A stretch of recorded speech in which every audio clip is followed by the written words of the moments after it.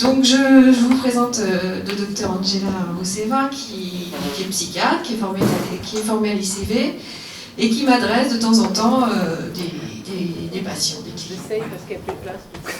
Voilà. Donc à savoir quand même que moi je travaille à Paris, je suis formée depuis 2010 à l'ICV. On arrive souvent au bout de chemin, quoi. C'est-à-dire qu'ils ont essayé plein de choses, ça n'a pas fonctionné. L'ICV, ça commence à se savoir, bah tiens, si on entendait l'ICV. Elle souffre d'une phobie scolaire évidente, hein, ça fait elle est déscolarisée depuis le CE2 et surtout depuis la seconde. L'idée de cette présentation à deux, c'est pour dire que sur ces cas difficiles, voilà, d'être deux, ça a été vraiment, je pense, notre force. Donc je suis, je pense, la 15e psy qu'elle voit. Et elle me raconte qu'en fait, rien que de venir me voir, savoir qu'elle a ça à faire dans la journée, si je la convoque à 14h, elle se réveille à 8h et jusqu'à 14h elle est super angoissée. Donc il y a des jours où elle ne peut pas venir. Quand elle se présente à moi, elle a des angoisses de séparation, elle ne peut pas se détacher de sa mère. Hein, elle est collée à sa mère comme un tout petit bébé, donc moi j'accompagne ça, que sa mère soit là, je reçois la mère dans la séance, donc elle explique à quel point elle a besoin de sa mère, à quel point c'est dur quand sa mère part travailler. Donc mon premier objectif c'était qu'elle vienne. Donc effectivement j'ai mis en place des rendez-vous hebdomadaires pour pallier un peu aux absences qui étaient régulières, pour que quand même on ait un suivi assez régulier. Donc j'ai laissé faire, j'ai laissé la présence de la mère dans les premières séances, il n'y avait aucun problème, je la sécurisais même, je lui disais toujours, c'est comme tu veux Clémentine. Tu as besoin de ta maman, il n'y a aucun problème, c'est toi qui décideras si un jour tu n'as pas envie qu'elle soit là, c'est toi qui décideras, à aucun moment c'est moi qui te l'imposerai. J'ai accepté qu'elle puisse partir, des fois elle était tellement angoissée qu'elle arrivait à venir, mais au bout de 20 minutes elle me disait je suis pas bien, et je la laissais partir. L'ICV, c'est dans ma tête, c'est l'objectif. Mais j'en parle régulièrement, je lui explique. Quand elle me parle de ses difficultés, souvent je lui explique, toi, si on fait l'ICV, peut-être que ça va t'aider justement à plus ressentir ça, ça va t'aider à faire plein de choses, à dépasser plein de choses. Et petit à petit, voilà, on a mis en place les choses tout doucement, et petit à petit, de temps en temps, elle se sentait en forme et on faisait l'ICV. Et quand elle se sentait pas en forme, on ne faisait pas d'ICV. C'était comme elle voulait. J'ai vraiment surfé à son rythme, je me suis vraiment adaptée. Je pense que là, c'est vraiment l'accordage dont parle aussi en ICV, accompagner ce qui est là. Cette Clémentine de 15 ans qu'on n'avait pas 15 ans, qu'on avait un. Alors, parallèlement à ces mois de mise en place de l'ICV, il y a aussi tout le coaching parental. Donc, tout le travail, c'était aussi de mettre en place des choses avec les parents. C'est ces temps de câlin obligatoires. C'est-à-dire que c'est des enfants qui sont en carence. Ils n'ont pas reçu suffisamment tout petit, et ils ont des demandes de tout petit, de proximité physique.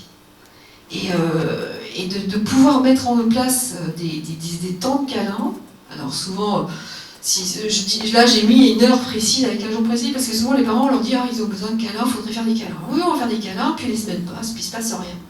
Donc moi j'ai trouvé ce système pour que les choses se passent réellement, c'est de pouvoir dans la séance négocier avec eux quel moment, combien de temps la maman peut se sentir, peut se dégager du temps pour faire des câlins. Alors ça peut être 30, il y a des mamans c'est 1 heure, il y a des mamans c'est 10 minutes, peu importe.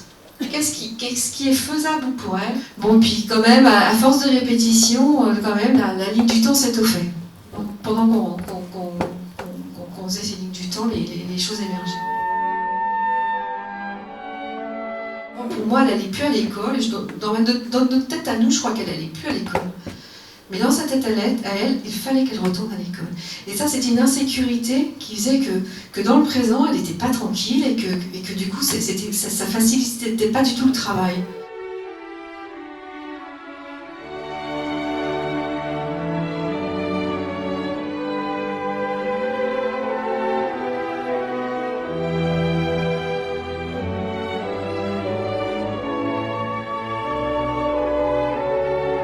Puis au fil des répétitions, vous voyez, la mère elle a commencé à dire à sa mère de sortir.